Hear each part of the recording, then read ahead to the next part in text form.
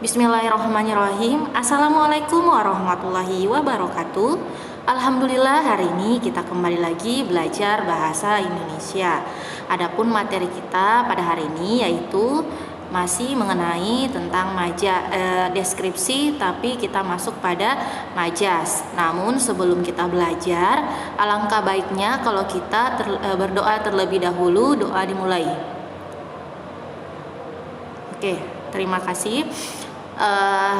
Sebelumnya Ibu memaparkan materi, silakan menuliskan namanya pada kolom komentar sebagai absen kita pada hari ini.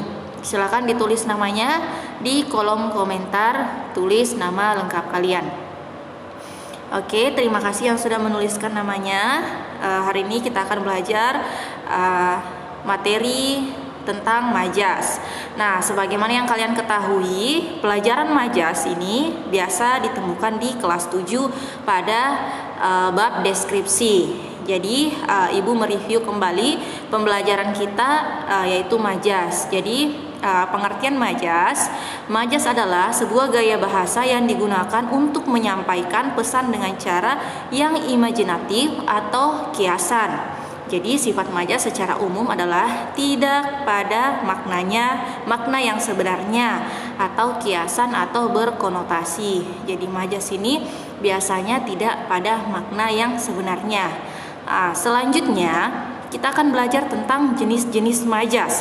Sebenarnya di sini ada 4 jenis majas. Namun yang sering muncul pada ujian itu adalah majas perbandingan. Jadi di sini Ibu akan membahas tentang majas perbandingan. Jadi majas perbandingan ini meliputi majas yang menggunakan gaya bahasa yang diungkapkan dengan cara menyandingkan atau membandingkan suatu objek dengan objek yang lainnya, yakni mulai dari proses penyamanan, pelebihan atau penggantiannya.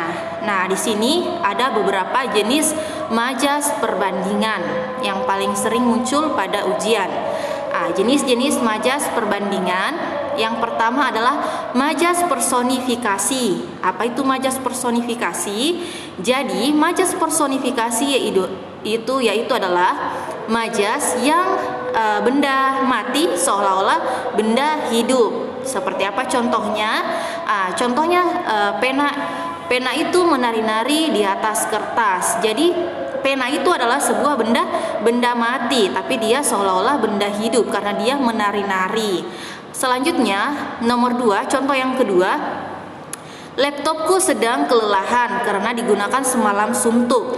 Laptop ini adalah benda mati. Kelelahan itu biasa dirasakan oleh makhluk hidup. Selanjutnya yang ketiga, majas personifikasi. Lautan biru itu seolah menatapku dengan hening. Menatapku, biasa yang menatap itu adalah manusia. Yang terakhir, bunga-bunga ditanam bercengkrama riang di bawah terik hangat matahari. Kata bercengkrama biasa dilakukan oleh manusia. Selanjutnya, jenis-jenis majas perbandingan adalah majas metafora. Jadi, majas metafora di sini adalah yang menggunakan sebuah objek yang bersifat sama dengan pesan yang ingin disampaikan melalui suatu ungkapan. Contohnya, Mila adalah bunga desa yang selalu mengagumkan. Bunga desa. Biasanya kata bunga desa itu adalah orang yang paling cantik di desanya. Selanjutnya yang kedua, Lia selalu menjadi buah bibir karena tingkah lakunya yang urakan. Nah, buah bibir itu adalah bahan gosip atau bahan pembicaraan. Yang ketiga, kita harus waspada dengan orang itu karena dia terkenal panjang tangan. Panjang tangan itu adalah orang yang suka mencuri. Yang terakhir, raja hutan itu memiliki suara yang paling menggelegar. Raja hutan artinya dia yang menguasai hutan.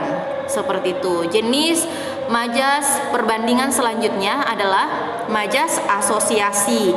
Majas asosiasi itu adalah menggunakan ungkapan dengan membandingkan dua objek.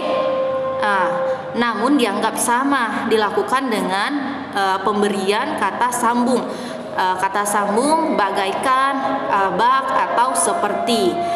Contohnya Sita dan Siti, bak pinang dibelah dua. Jadi perbandingan antara Sita dan Siti. Di sini majas asosiasi biasanya menggunakan kata bak, bagaikan, atau seperti, ya. Harapan Lina akan beasiswa Bagayung bersambut. Yang selanjutnya, pendirian memang seperti air di daun talas. Dia sudah lama tidak muncul bagaikan ditelan bumi. Selanjutnya yang terakhir, layaknya tiada gading yang tak retak, begitu juga manusia. Jadi ini adalah contoh majas asosiasi. Selanjutnya majas hiperbola. Di sini Ibu jelaskan secara ringkas saja. Jadi majas hiperbola itu adalah majas yang melebih-lebihkan, majas yang dilebih-lebihkan. Contohnya di sini dia sudah terbiasa memeras keringat untuk menafkahi keluarganya. Jadi hiperbola itu intinya dia berlebihan, memeras keringat, girang setengah mati, menangis sampai air matanya habis. Kan itu salah satu contoh kalimat yang hiperbola atau terlalu melebih-lebihkan, seperti itu. Kemudian kakiku terasa mau lepas. Lari maraton sungguh melelahkan sampai kakiku terasa mau terlepas. Itu kan sebuah kalimat yang hiperbola. Di sini perhatikan contoh kalimat berikut ini. Ada tugas sebuah pilihan ganda. Silakan dibaca pertanyaannya dari kutipan teks di atas. Yang termasuk majas personifikasi adalah titik-titik. Jadi yang ditanyakan di sini adalah majas personifikasi, apakah nomor 1, nomor 2, nomor 3, dan nomor 4. Silakan kalian pilih jawaban yang paling tepat.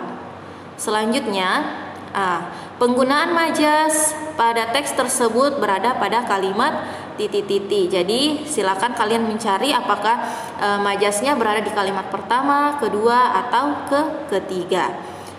Selanjutnya tugas kalian silakan buat 3 contoh kalimat yang bermajas personifikasi, asosiasi, dan hiperbola.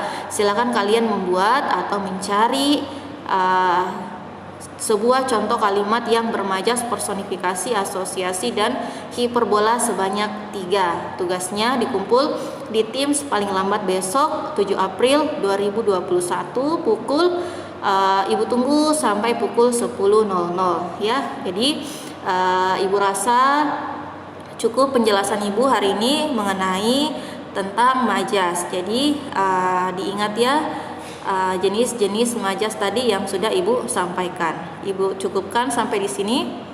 Ibu tutup dengan baca doa kafaratul majelis. Subhanakallahumma bihamdi asyhadu an la ilaha illa anta astaghfiruka wa atubu ilaik. Assalamualaikum warahmatullahi wabarakatuh.